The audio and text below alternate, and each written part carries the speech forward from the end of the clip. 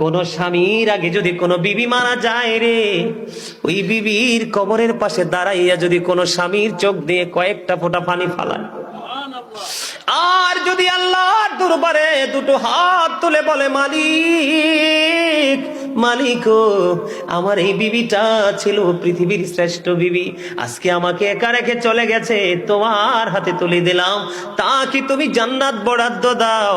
আমার নবীজি জানিয়ে দিয়েছে, ওই স্বামী যদি দোয়া করে স্ত্রীর জান্নাত বরাদ্দ হয়, তার সুখ কেউ কেড়ে নিতে পারে না। বন্ধুরে আমার, আমি বলতেছিলাম, মা বোনরা, স্বামী কাছে না থাকলে, যাদের স্বামী বিদেশে আছে, আপনারা সুন্দর করে সাজগোজ করার প্রয়োজন নেই, স্বামীর জন্য অপেক্ষা করুন, স্বামী আপনার প্রিয় স্বামী কাছে ফিরে আসবে। আল্লাহর হাবিব বলেছেন, নির্জনে যখন বেগানা একটা পুরুষ এবং একটা নারী থাকবে, মনে রাখবেন থার্ড পারসন থাকবে শয়তান। কথা কি আপনারা বোঝেন?